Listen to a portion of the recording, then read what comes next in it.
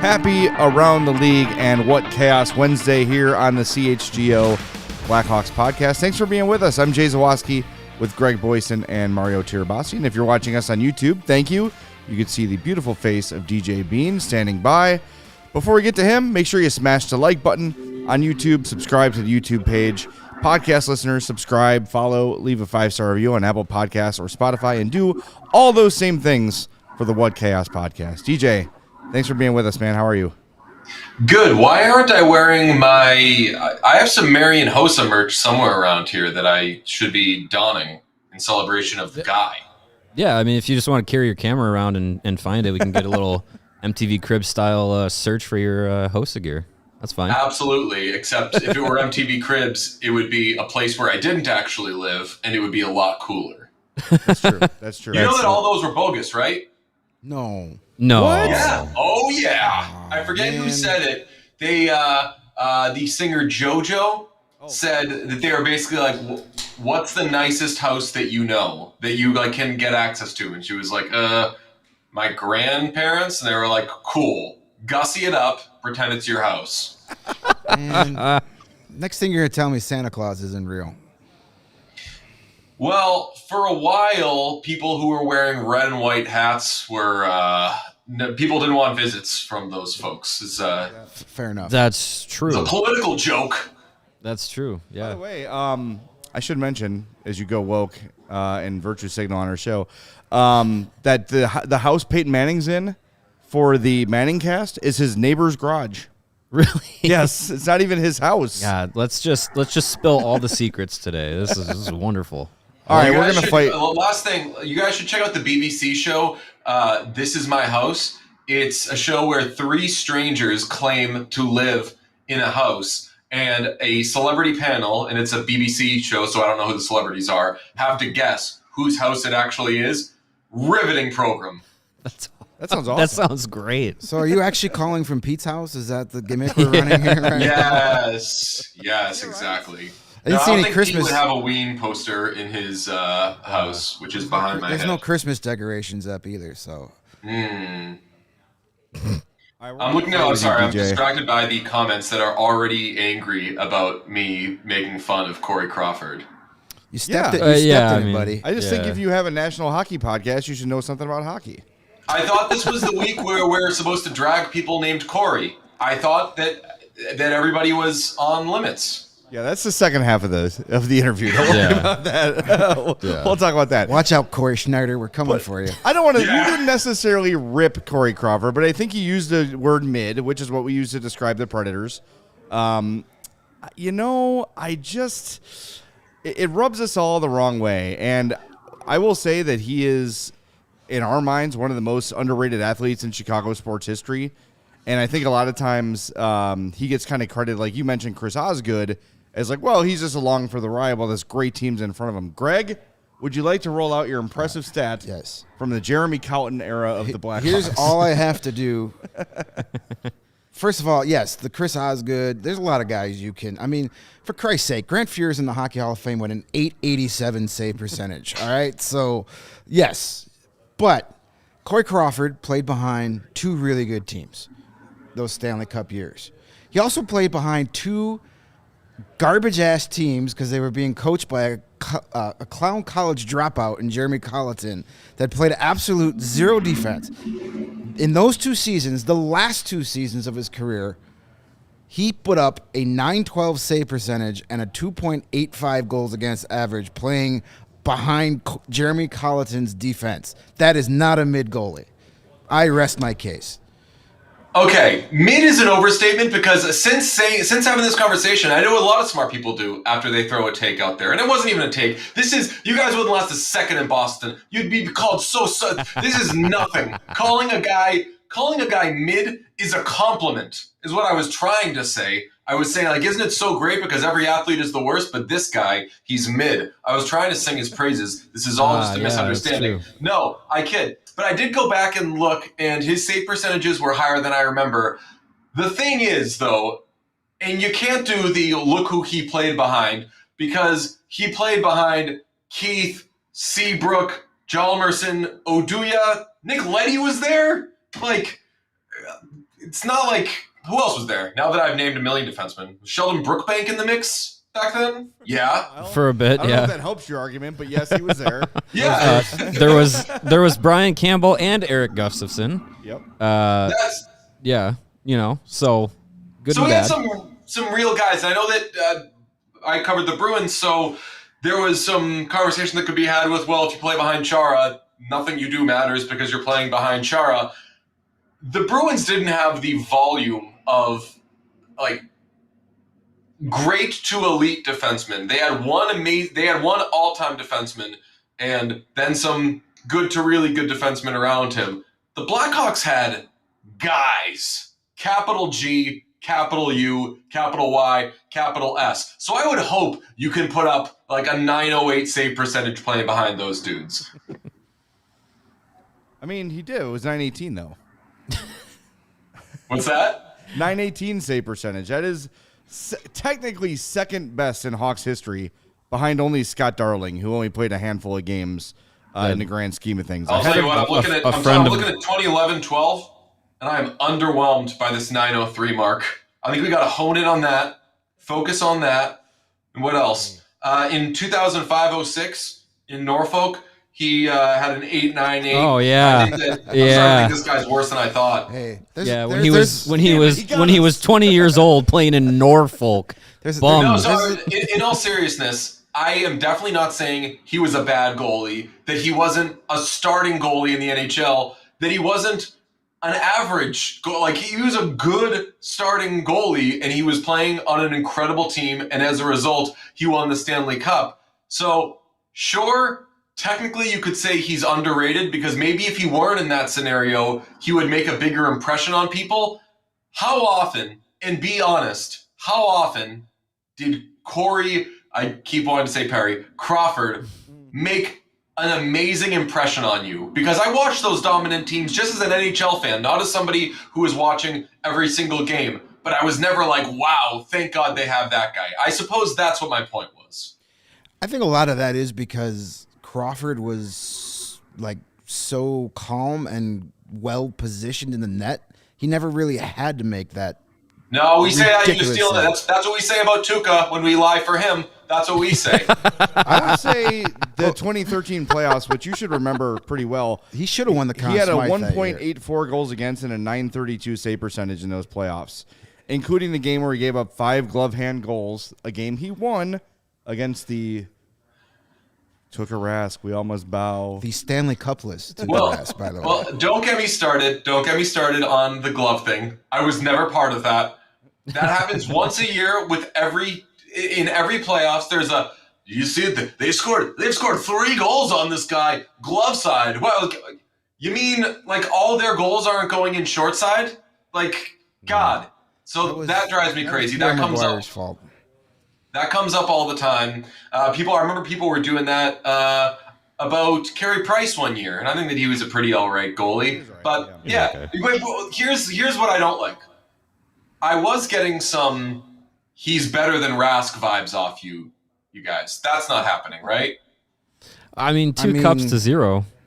And beating him head to head in now the we're Stanley getting into Cup a bigger final. philosophical thing. I don't, and you could say, well, that's because the team you cover doesn't win a lot. But I also follow the Patriots, covered them, like teams that won a lot. I do not measure players by how many championships their team won. I only do it when I say that Phil Kessel must be an all-time player because he won 3 Stanley Cups, and that blows people's minds because there are idiots who are saying Alexander Ovechkin would never win a cup. Really? If you had a team full of Alexander Ovechkins, they're not going to win a cup? That's a bad example because there is a team full of Alexander Ovechkins. They're called the Oilers, and they're not going to win a cup. But you know what I'm saying? Like, people just decide this guy's a winner, this guy's a loser. If Zdeno Chara's hip isn't destroyed in Game 6, if Milan Lucic isn't doing the on-ice version of God Milan Lucic, what the hell are you doing? Who knows what happens in Game 7 of that series? And then, is Cory Crawford any less of a winner? What difference did he make in the 2 goals in 13 seconds? 17. I've forgotten by this point. Yeah, 17. You give us too much credit. 17 seconds. But you know what I'm saying? Like, does that happening, which was all on the Bruins, crapping all over themselves like an all-time choke job. But is Cory Crawford any more of a winner? Because none of that involved him. Yeah, I mean, he wasn't even on the ice for the game-tying goal. The Yeah. ball. Yeah, I know. He was sitting watching from the bench. Yeah. No, My hatred for kidding. I lost my respect when you guys had to give the St. Louis Blues their first Stanley Cup in franchise history. I mean, that was Disgusting. like the one time I wanted the Bruins to come through. They let me down. So that's just an unforgivable offense. So that's another one. Like, is Jordan Binnington a winner? Because I was at that game. He's I a watched major that game. loser. He was horrible in the first period. And the Bruins were hitting posts. They were shooting the puck right at him. And it was like, fellas, this is the St. Louis Blues here. And people were comparing the Blues to like other all-time great muscle-y teams and stuff. It's like, if Brad Marchand knows how to, and on the record, love Brad Marchand. One of the best dudes. Do with that what you will. Amazing guy, awesome player. If he doesn't lose his mind and get off the ice and take a horrible line change, like, do the Bruins eventually get a first goal? Maybe, I don't know. But all these things end up equaling Rask loser, Binnington winner, and it's not that simple. No, we know. And I hope our chat knows we're having good-natured fun with you. We're not actually fighting with you. I'm We're doing the actually- Boston thing, though. I'm just yelling about sports. Yeah, there's some people that seem genuinely upset with you, DJ, and it's okay, everybody. DJ's cool. We like him. We're just having fun. But let's get to the other Cory, and I've been interested. What I love about having you and or Pete on every week is we get to sort of run by the Blackhawks dilemma of the week past you guys and get a perspective from outside of the city. So just kind of in general, from when we found out Corey Perry was scratched, to it being an organizational decision, to now its conclusion. What did you make of the whole thing, and how do you think the Hawks handled it? Initially, I thought it was weird. I was a little curious, and then I was like, Pete can tell you, I was irate on, would it have been Monday night, when Twitter was really having a field day with getting jokes off and everything. And I think that obviously the internet and social media doesn't just bring out the worst in us. It like inspires us to reach lows that we don't reach in any other, that like aren't even what we are, like we become subhuman. And I thought that the stuff that was embarrassing, probably at the very least for Connor Bedard, but also like mortifying. And he's a kid. He doesn't know how to handle any rumors like this. And the fact that people not only were making jokes about it, but that this is something that people really kind of wanted to push and borderline wanted to be true. I was like, you know what? Call me a lame-o, call me a wet blanket or whatever. This sucks. And I was annoyed to be a hockey fan. I was annoyed to be a social media user. I hated that so much. And another especially bad part of it was I was like, damn, the Blackhawks have to address this. And some things are just so stupid and so ludicrous that you say, well, it's not worth touching. It got so out of control that I was like, I'm begging somebody to tell me that this isn't true. Like, somebody please, on the record, say, this isn't true. And if it was true, obviously that's another road you have to go down, and there'd be disgusting fallout and everything and all that. But I just hated that there was too long a window, I would say, where one of the most important players in the NHL was kind of twisting in the wind with people dragging his name through the mud, his family's name through the mud. I thought it was horrible, and I thought that Davidson had to do what he did yesterday. I think good on him, for holding that press conference, for saying what he said. I think that crying obviously kind of rings the bell of what I was saying before of like, who's winning and losing here? Because it seems to me the butt of the joke ends up being Connor Bedard, who didn't do anything. His family hasn't done anything. He hasn't asked for this at all. He has done absolutely nothing to draw any ire from anybody. He hasn't made a dirty play. He hasn't dogged it on a shift. He has been an incredible ambassador in an impossible situation. And 1 month into his career, let's throw this at him. Yeah. And you could see, I know you, I think you watched the presser last night, and you could see Kyle Davidson was, when he walked into that room, you could feel his, I said last night, he was teetering between rage and tears. You know, where you're just like so upset you can't even like really contain your emotion. And he did a good job of it, but he did lose it a couple times and got a little bit choked up. And he said, I feel like I'm wearing that rumor happened. And I think, like, my thought is, okay, had they gotten out ahead of this sooner, could that have been prevented? Maybe. But now that we know kind of what the situation was, where it involves a Hawks employee, they've got to protect that other party, and there's really nothing you can do. And I don't think media literacy is Kyle Davidson's responsibility. I think that's kind of an unfair burden to put on him. Yeah, these things happen. There's really nothing he can do. And the fact that he had to come out in his opening statement and say, this is absolutely untrue, is ridiculous. And I'll name him. Like, I'm a fan of the guy, but Greg Wyshynski kind of winking at it on Twitter the other day saying, I hope Connor Bedard's got his notifications turned off. Dude, what are you doing? Like, in 12 minutes, it had 70,000 impressions. It's just, the whole thing was very sickening.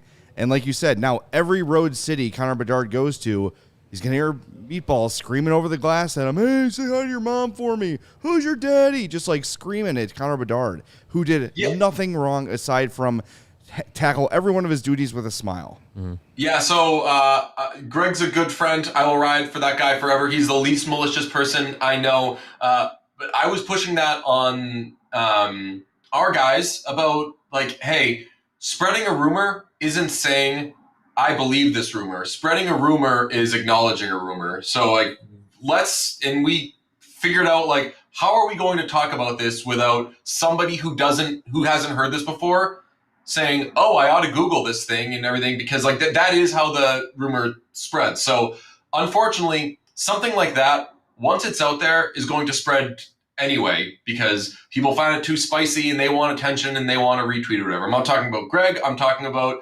the people making jokes that were getting amplified, and we don't know where this started other than somebody probably looking at the schedule or being a Blackhawks fan and saying, well, there was just a mom's trip. And then once that's out there, it goes from there. It was horrible, though. And again, like, the situation got terrible, but what was the best thing at 4 p.m. our time, my time, I think, Kyle Davidson could do? He could hold a press conference, denounce it, refute it on the record, and try to remind people that we're humans and that I don't think that I'm just biased because of the Bedard thing, because I am such a fan of him and think that he's an incredibly impressive kid for the situation he's in. I would think and hope that we would feel this way about anybody, that he didn't sign up for this. He'll probably have to wear taunts about, like, people, if he goes 3 games without a goal, people are going to start calling him a bust or something like that. Like, that stuff's going to happen because that's how awful fans can be. But there's awful and there's, like, I want a better word for immoral, but, like, I don't fault anybody for finding humor in inappropriate things, dark things, whatever. We don't always have to agree on every single joke, but, like, this was something where I was like, what is the benefit here to keeping this alive? Yeah, it was a long day yesterday. Connor, talked after morning skate, and I put the video of his scrum out there on the show account.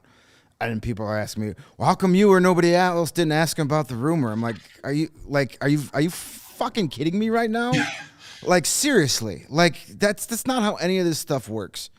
And like, it just,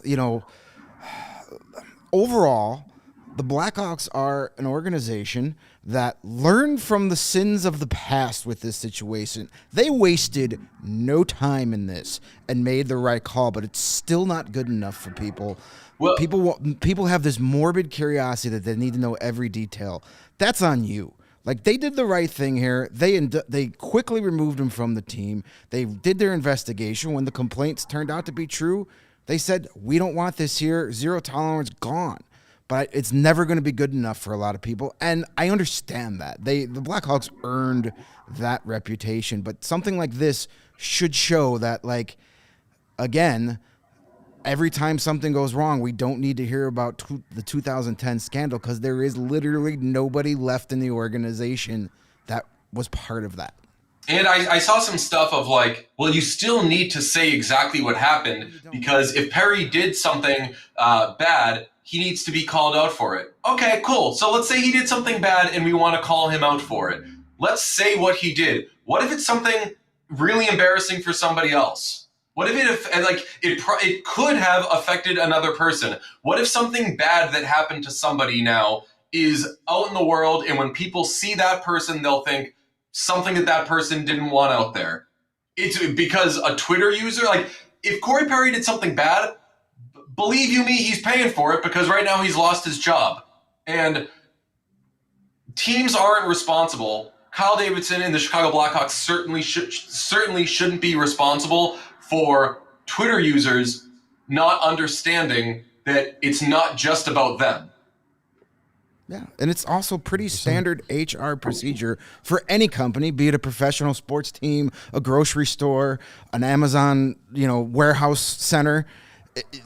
If someone gets fired for inappropriate behavior with another employee, they're not going to announce to the rest of the company why that person's gone. You're just going to show up and that person is gone.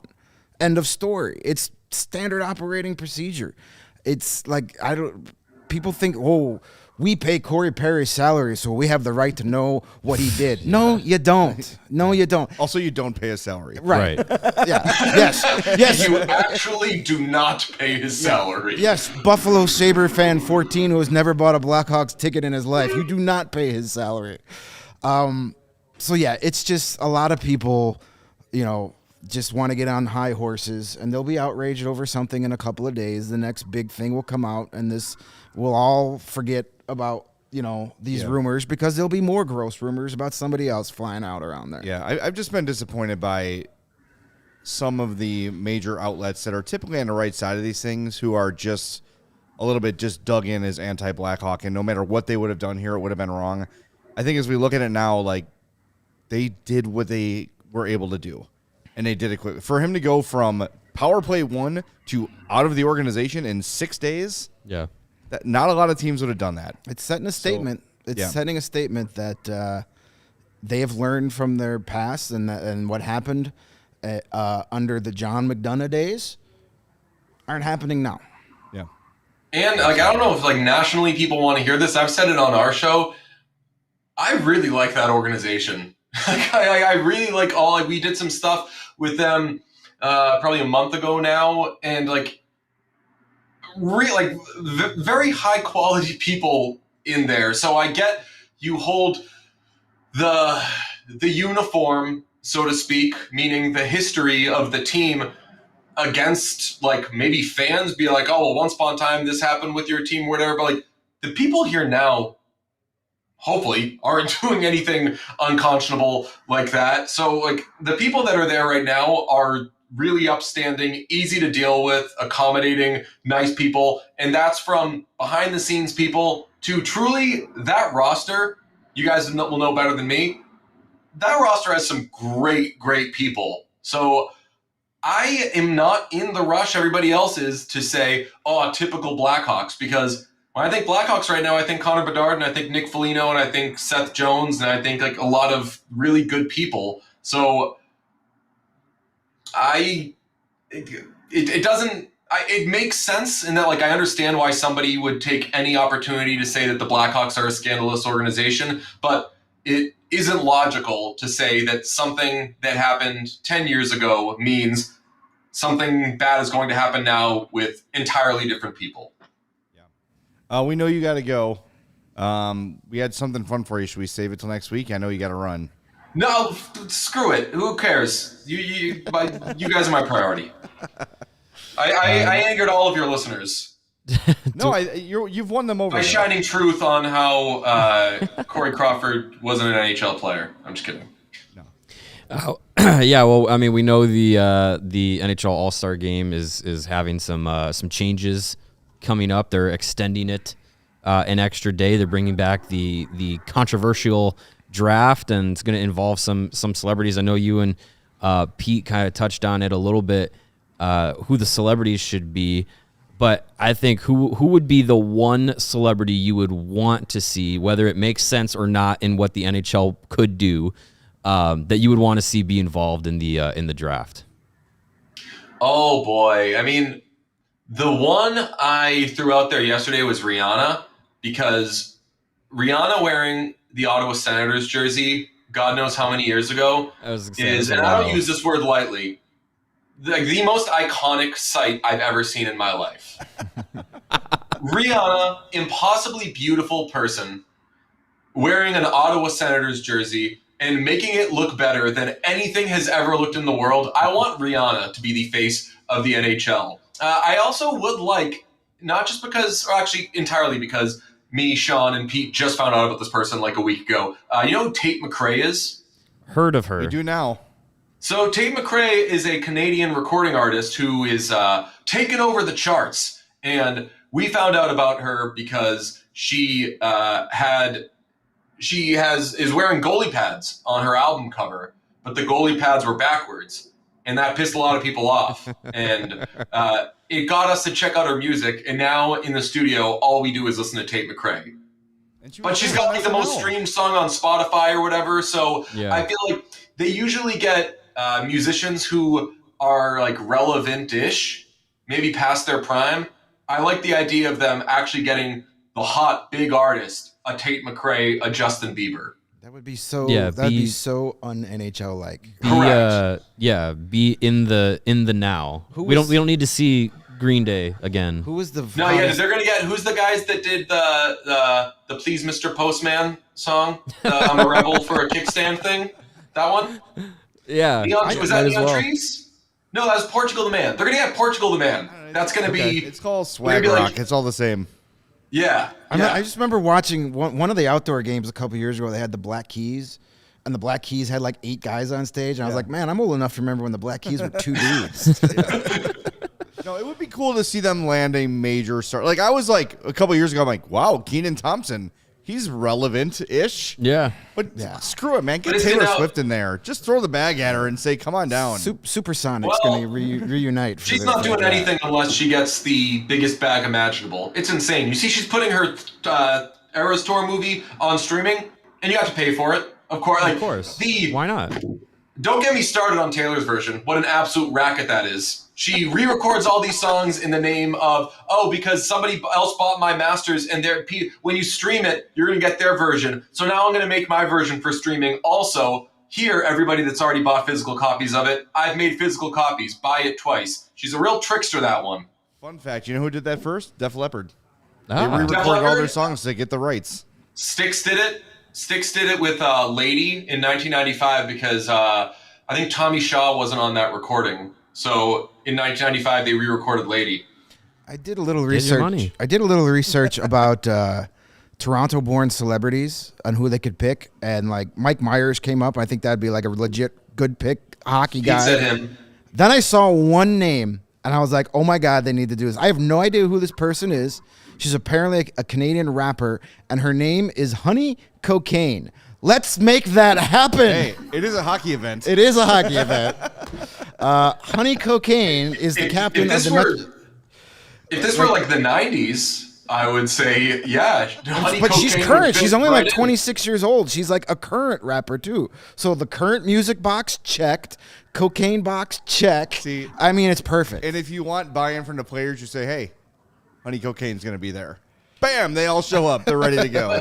Who do you think they probably will go with? Because my lament yesterday was everything with the NHL is, and I love these people, but Will Arnett, yes, John Hamm, yes, those types, and those two in particular are legends. I love them both so much, and I love that they love hockey. But they kind of do the same thing with the same script, and I think it's something that's forcing them by the NHL because I've seen Will Arnett off the cuff. He's hilarious. I've seen John Hamm off the cuff. Hilarious. When I watch him do NHL stuff, I want to pass away. So if you just don't keep getting the same guys, hopefully. Just bring the cast of Letterkenny and let's have a party. Get the gyms in there. Yeah. Gyms are such fucking I think that would be fun. What's Rick Moranis doing these days? He was a Canadian. recluse. And then he got beat up. Remember that? Yeah, he was Yeah, like, walking through beat New up in York New City. Yeah, he got and like somebody sucker punched him. punched. Yeah. Yeah. Weird. Crazy world we live in. All right, And well, Bill Burr got in trouble because he celebrated it. Because he said, like, nothing against Rick Moranis, but New York City is back if people are, like, randomly punching Rick Moranis in Times Square. you shrunk them kids. I remember Yeah, that. knock him out.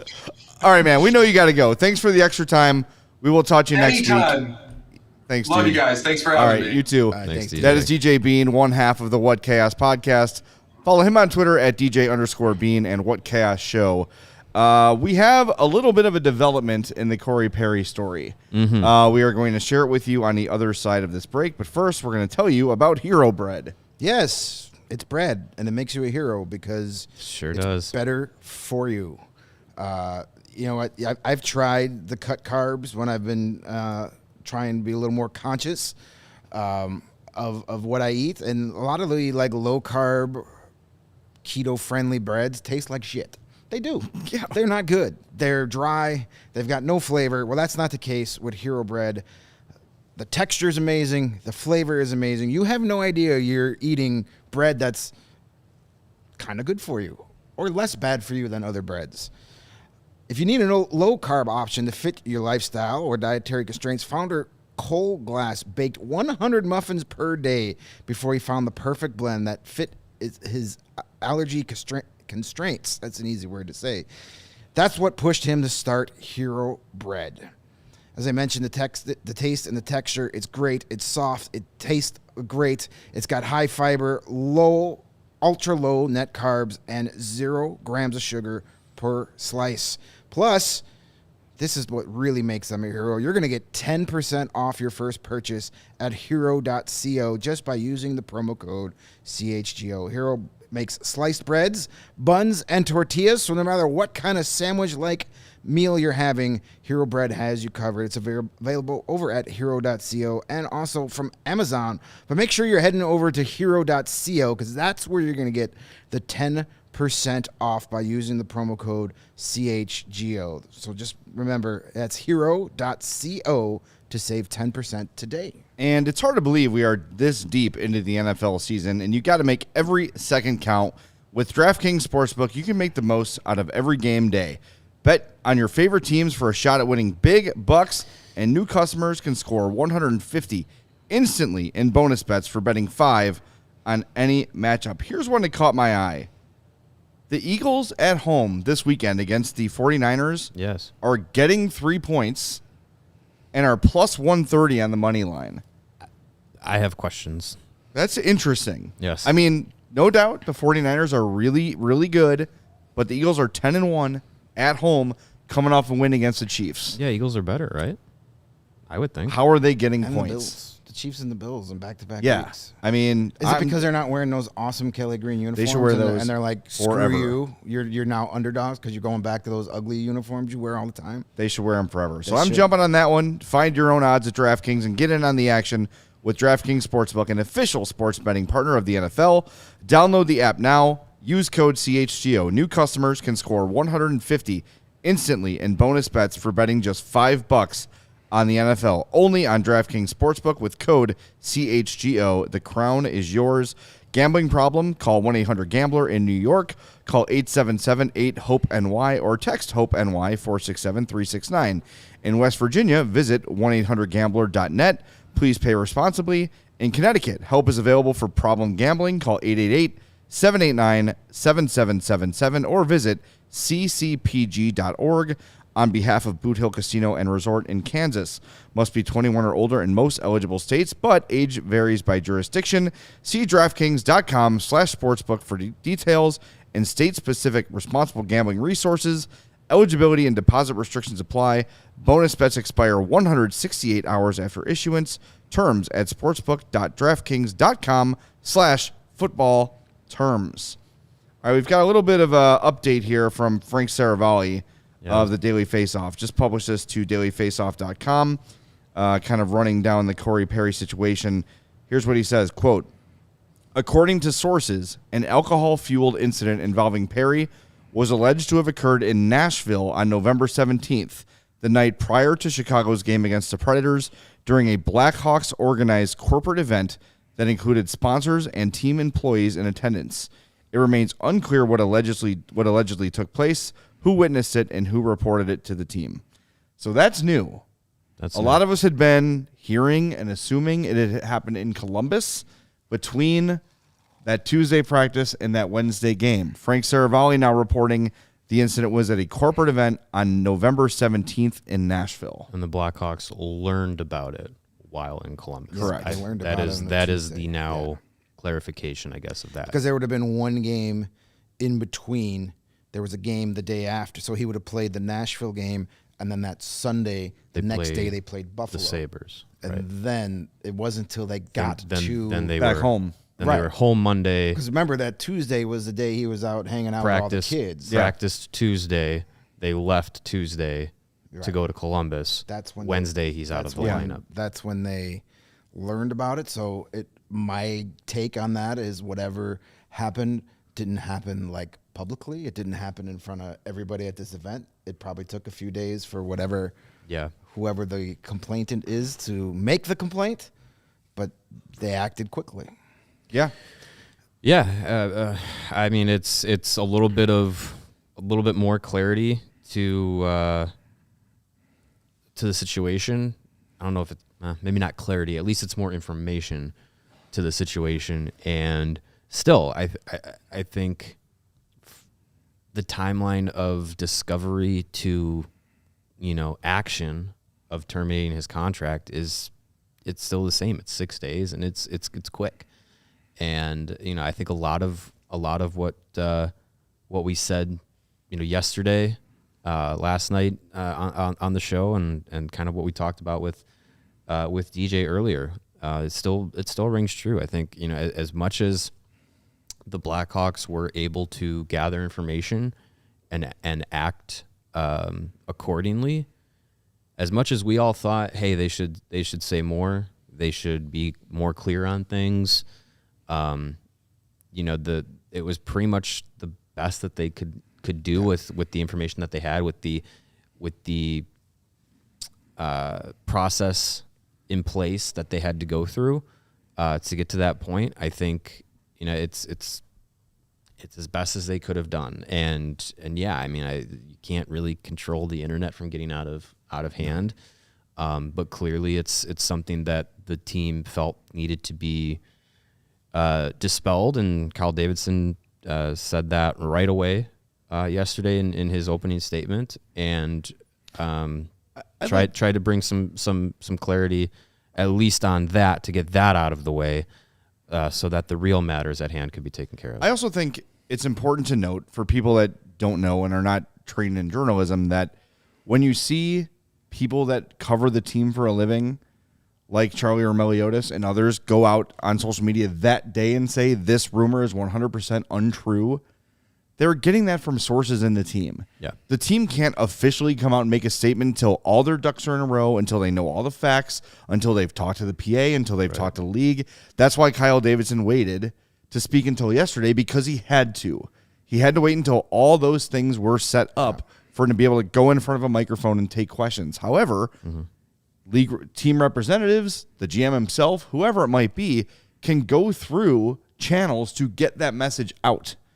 That's what they did on Monday. When you saw definitively Charlie and others say this is 100% false, it's very safe to assume that Charlie is getting that information from team sources, as he is a guy who is in the locker room every day and covers the team every day and is around the leaders of the organization every day. Both Charlie and Phil Thompson made those statements, and from those two guys, that's enough for me. Yeah. And it's enough should be more than enough for anyone with common sense. I personally don't care if I ever find out what exactly happened. I don't care. And it's something bad happened. I don't know the if we ever Blackhawks will. acted, and here's the thing: like the only thing that I think could have made things a little less weird was, instead of just say like, we're not going to talk about it. We're not going to talk about it. We're not going to talk about it. Let's just say we're in the process of investigating the facts and cannot divulge any information. Had they said something like that, or there's an ongoing investigation, so we can't say anything, Yeah. that would have at least Sure. made it Verbiage- a little less muddy. The verbiage could have changed a little bit, that's but the only you're thing I split- would've- But I would've- it's a split of hairs at this But point. I still think though, I agree with you. That would have helped, but by throwing the word investigate, that immediately fires up emotions of, is there something criminal here? Is there, God forbid, another situation like Kyle Beach or what Patrick Kane was accused of years ago? Like, the word investigate then lights another fire of what did Corey Perry do wrong? And maybe that's not even fair to Corey. Because again, Wednesday, they get news of this Tuesday. They pull him out Wednesday. That's when they're beginning their investigation. Right. So for Kyle Davidson or Luke Richardson at the time was the one who said organizational decision, he can't give any more info, because if he says we're investigating an incident with Corey Perry, all of a sudden Corey Perry's guilty. And they don't know that yet. Right. They don't know that Corey Perry has done anything yet. That's why they're beginning the investigation. So really, when you look back at it, all they can say is it is an organizational decision to sit him out for now, which is what they did. I know for me and for you guys and for everybody watching, it was an unsatisfying answer from them because, oh my God, what's going on? We need to know what's going on. But when you take a step back and take a deep breath and really look at the way they handled this, they did it right. Yeah. They did it right. Like, there's not, because even implying investigation Corey Perry, immediately we see what people did about some bullshit internet rumor. If the organization uses the word investigate, Corey Perry is guilty. There is no other way around it. And no matter what they come out and say, let's say they do the investigation and find out that it was a misunderstanding. Maybe they saw him yelling at somebody and he was just joking around. And once they did the investigations, they said, oh, okay, it was a joke. They were two buddies. They were just joking around with each other, right? The investigations found nothing. Carry on with your lives. Anytime a word that points one way or the other, that's what the public is going to draw as the conclusion, right or wrong. So they've got to be so careful. And I know, like, I think they really chose their words deliberately and carefully. They said organizational decision every time they spoke of it. Yeah. Well, and it was frustrating in the moment because we're in a position where we have, we go into locker rooms, we talk to coaches, Kyle Davidson, Luke Richardson, Jamie Faulkner, Danny Wirtz. We've had discussions with all of them. We talk to players. We have access with that. But our access is a little bit different. I'm pulling the curtain back. Our access is a little bit different in the way that we use it. We are not necessarily the scoops people. We are not the diggers into the information. There's other people on the beat that are, I think, a little bit more equipped to do that, and maybe that's more of their role. Well, they're beat reporters. We are not beat reporters. Right. We're a different hybrid Yes. of access. So for us, I think a lot of the frustration came from, we have to talk about it and we want to try and be as knowledgeable as possible. So for us, this is a weird situation to navigate. This is a weird cloud of information to try and sift through. I think a lot of our frustration came from we can't talk about this too educatedly as much as we would want to make sure that the right information is getting out there so that people who watch us, Blackhawks fans and whatnot, could also be as educated as possible. So a lot of that frustration, I think, came just from us being like, well, we want to know more so we can do our jobs better. And it wasn't that I wouldn't say it was necessarily we want to know more because we're entitled to know more because the Blackhawks are being deceitful or whatever. That was not the case.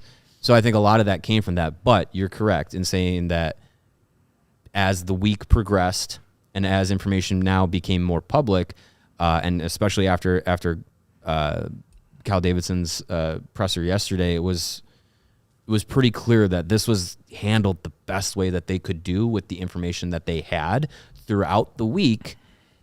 and going through the process of making sure that the right steps were taken. And a lot of the problem with the people blowback and we just live in a society now where people need to have their information instantly. And a lot of places will sacrifice being right in place of being first. Yeah. And, you want to know right away. We're ingrained to knowing instantly. Something happens, boom, there's video on my phone of it happening, and we have an explanation. And sometimes you can't have that if you want to do it right. Yep. And so, I'm sure as time goes on, more and more details will get out there, and the people that just need to know what happened, they'll be satisfied. Probably not. Those type of people are never satisfied, but at least they'll get what they wanted out of this. I want pictures. I want video. So, it is what it is. The organization is ready to move on, and we've talked about it now for a week. We've got the conclusion. Guess what? I'm ready to move on too, unless, Unfortunately, I don't think that that's going to be the case. No, it's going to be, but listen, I think this is a perfect time for the Blackhawks to go on a road trip. Yeah. Sure. So, they're out of town through the weekend. This is a perfect time to all right, we're out of the city, we're away from all that stuff where it's just us. And, hopefully they can, they've won 2 out of 3 while all this was going on. So hopefully they can, get some rolling and to get Detroit tomorrow night. Patrick Kane will not be in the lineup. No Patrick Kane. Yeah, he's no not Kane. playing. Very, very, very likely he will not be in the lineup. He is targeting, though, the Buffalo game next week. Yeah. Interesting. That'd be interesting. And his dad doesn't have to go anywhere. So, yeah, that's and the people, the people to trust when it comes to these things. If you're part of the hockey social media scene, who the people are that you can believe. At least you should. If you want the information, you know who the people are. Yeah. Well, and if you want the LOLs and the shit posting, you also know where to go, and you also know who you are. If the salacious thing is true, you can count on the Saravallis, the Kaplans, the Friedmans, the Popes, the Lazaruses, the Powers, us to a certain extent, to gather the info, get the story, then give it to you, right? Right. Whatever it might be. This rush to jump in on stuff immediately as it happens and have these strongly formed opinions, I had to stop myself from doing that too. And I kind of feel bad about getting caught up in this stuff initially and getting mad about the way the Hawks were handling it before I had an understanding of what was going on. And I think a lot of that was, like you said, my desire to inform the audience correctly, my desire to develop my own strong and level-headed opinion on it. And I felt frustrated by the fact that I couldn't do that. Yeah. But trust the newsmakers that have made a reputation by going through the right steps on these things, gathering info, confirming, reconfirming, triple confirming before they go with a story. That's what you should want from your newsmakers and your newsbreakers. You should want them to make sure. And like I said it yesterday when Emily Kaplan's report came out. I said I had heard similar, but I didn't feel strong enough to go with it. I didn't. And you guys would have done the same thing with the same information. You said, oh, all right, that's okay. That sounds like something it could be, but I just don't have enough faith in this to go with it and give it to the audience because I don't have enough to trust it fully. That's what you should want from your media. And I know the word media these days it's toxic and everybody hates it because it's become so politicized. But proper journalists have a method of handling breaking news, of going through the steps to verify and re-verify and triple verify. And you should want nothing less from the people you get your news from. Yeah, you might have to wait a little longer than you'd like. But look, I hope that the person at the other side of this story is never exposed. Yep. But from yesterday to today, we've gotten a lot more clarity on what happened with Corey Perry. And I don't think what Frank Saravalli reported today is going to be the last step of what's reported. Probably not. Probably not, because people still want to know. But, when it comes out, I'm sure we'll talk about it. Hey, the Hartford Whalers liked our tweet. Good for yeah. All right. Nice. They're coming back. Is that just Fire up Brass Bonanza. Is that just a Hurricanes fan in an old shirt? I have no idea. I didn't open it, but I got the. I saw that notification. I got the too. notification. So say, if you wanted to maybe go see that Patrick Kane game against the Buffalo Sabres, is there a way you could get tickets for that? There is a way, and there is a website that you could use if you want to go out to Buffalo and see Patrick Kane play for the Red Wings, called Game Time, and they are able to get you the best seats in the house at the best price in the house. If you've ever worried about buying tickets to any event, whether it's sporting event or music event or a comedy show or whatever, you shouldn't have to worry. And that's where Game Time steps in. It is the fastest and easiest way to buy tickets for all the events that you want to go to happening near you or in Buffalo. With killer last-minute deals, all-in prices, views from your seat, which are clutch, and their best price guarantee, Game Time takes the guessing work out of buying tickets. I've gotten tickets through Game Time for different events around the city, and they have been it's just a tremendous process to go through. They got great last-minute ticket deals, the flash deals, the zone deals, easy ways to find tickets for every kind of event. And again, I love the low price guarantee. If you think you can find a ticket at a price on another site lower than what Game Time is, you can bring it to Game Time and say, hey, I found this on random ticket site XYZ. And they say, well, we'll match it and make sure that you are getting the best deal through us. That's how much Game Time cares about you getting the best deal through them. Game Time has deals on tickets right up to the start of the event. So if you're even worrying about will I go to the next Hawks game at home? I don't know. Maybe not. 7 o'clock puck drop. You finally stop being wishy-washy and make your decision at 6. You go to Game Time. You're going to get the best deal right before puck drop, and you're going to be able to get there at the UC. Hopefully you bundle up. The UC has been freezing the last few games. Yes, it So has. if you're going to a Blackhawks game, bring an extra layer. You're going to need it. And take the guesswork out of buying tickets with Game Time. Make sure you bring that extra blanket and download the Game Time app, create an account, and use the code CHGO for $20 off of your first purchase. Terms apply. Again, create an account with Game Time and redeem the code CHGO. That's spelled C as in CHGO, H as in holy shit, CHGO is awesome, G as in go CHGO, and oh my God, it's CHGO for $20 off. Download Game Time today. Last minute tickets, lowest prices guaranteed. I thought Robert Lozier was sitting next to me. It says spell out CHGO in the copy, so you know what? remind I me will of that. spell it out. It just reminded me of that. Oh, as in, oh my It's God, that's Robert Lozier. It's exactly what I was channeling. Yes. I know a Family Guy reference when I hear one. Well, you know what? It's been a tough weekend. It's only Wednesday.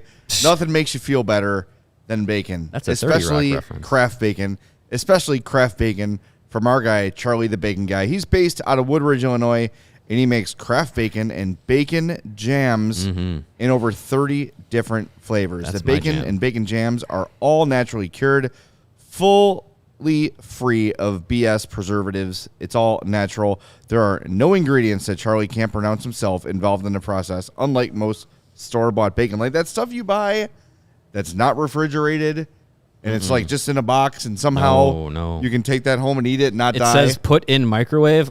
Nope. Yeah, I'm good. Not at all. Charlie's is vacuum sealed. It freezes up great. It lasts in the package about 45 days in the fridge and 6 months in the freezer. Heyo. Bacon jam lasts about 60 days in the fridge and about 20 seconds in your house.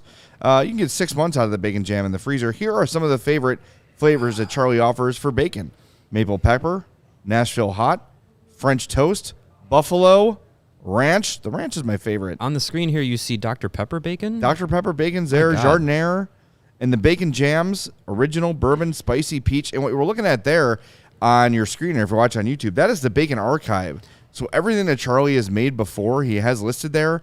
And if you see one that tickles your Apple fancy, butter if you order enough, he'll make you your own batch. So here's how to get in touch with Charlie. Go to his website, charliethebaconguy.com, and get your order in. You can pick it up from him. He can deliver it to you. He can meet you halfway or even ship it. He makes the bacon so you can bring it home. Starting now until December 15th, 2023, You can save 10% off your order at charliethebaconguy.com when you use the code CHGO10. Get your orders in and use that code to save and get those orders in for the holidays. They make fantastic gifts. Just imagine it's Christmas morning. You sit down under the tree and you unwrap a nice pound of bacon. And you say, I know what I'm going to do with this, and go cook it up. Cook it when the kiddos are immediately. done opening presents, they've got some delicious jardiniere or ranch bacon ready to go. Yeah, and Michael Evans in the chat, your eyes are not deceiving you. Red wine bacon, that's a thing. Be like that scene from Scrooge where he gives his son a pound of veal. Yeah, there you go. Exactly. Yes. Except bacon. But it'll be bacon. I'm telling you guys, Charlie has been a sponsor of my I'm Fat podcast for years. I've tried so many great flavors, and everything is a home run. He goes through a lot of like research and development. If he has an idea, he'll try it. If it doesn't work, he doesn't sell it. And he perfects it and tweaks it. Like the Old Bay one took a couple rounds before he figured it out. I think same with the very Nashville good. Hot. So Very good. trust me, charliethebaconguy.com. Go there, give a unique gift for the holidays, but get those orders in soon so Charlie can start cooking your bacon. Yes. All right. Well, we're back tomorrow. No, Hawks. no. Oh, what? It's still Black Friday savings time at our friends at Ray Chevrolet. You totally Can't skipped forget me. did I about Black skip you? Friday I'm You sorry. sales totally event. skipped me. I allow it because you were talking about bacon. Yeah. And I love bacon. Well, you can drive to get the bacon. in But your I new also car. love Black Friday savings time at Ray Chevrolet in Fox Lake, so I doesn't? have to tell you about it. Sorry. As one of the top-selling Chevy dealers in the Midwest, you're always able to shop one of Chicagoland's largest inventories and all month long. So for the next 36 hours, you can save big at Ray Chevy Act during now. their Black Friday sales event, which you can choose from over 100 Silverados in stock.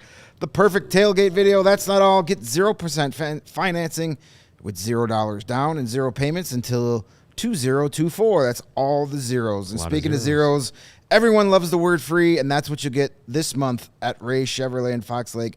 A free oil change. All you have to do is mention us, CHGO, when scheduling the oil change. It's a Black Friday offer you don't want to miss, but you have to schedule it by November 30th. That's tomorrow, Act fast. according to my calendar. So as long as you get on the website and schedule an oil change and mention us by tomorrow, it doesn't have to be tomorrow, but schedule it before tomorrow. You're going to get it for free, and you can buy with Ray. You can buy with confidence because of the Ray price promise. That's the guarantee that the price you see online is the price you're going to pay when you walk into the dealership. In many other cases, dealers are going to raise the price when you come in a dealership. They're going to ask you some really nonsensical questions like, are you a recent college graduate? Are you active in the military? Have you recently had your contract terminated by an NHL team? And in most cases, the answer is going to be no. And that's when the other dealers get shady as hell on you and raise the price, saying the price online included limited rebates that you just don't qualify for, pal. Sorry. Well, at Ray, that's not the case. The price you see online is the price you're going to pay with no add-ons or hidden fees ever. In fact, Ray will do everything possible to find additional savings for you, which is going to make that online price even lower. So visit Ray Chevrolet in person in Fox Lake or head to raychevrolet.com to get your Black Friday savings on. They've been serving the community since 1963. Find new roads. Okay, now we can end. All right, we're back tomorrow, pregame at 5:30, Blackhawks and Red Wings. No Patrick Kane. He'll probably be there, though. He was at the morning skate today for the Wings in uniform. Don't care. 48% meh on our Twitter poll. 100% meh right It's here. still weird, but it's also not bubbling up the same. You know what? You feelings. know what's really cool to see? Even if Patrick Kane, you know what's cooler seeing Patrick Kane in a Detroit Red Wings uniform? What? Connor Bedard in a Blackhawks uniform. That's Thank cooler. you. That's pretty cool. Absolutely. Yeah. All right, we'll talk to you tomorrow, 5:30 pregame, then postgame after Hawks and Wings. Another day, another game. We'll talk to you tomorrow Hawks on the and Wings? CHGO Blackhawks podcast. Buffalo Wings. We all silly like the mayor.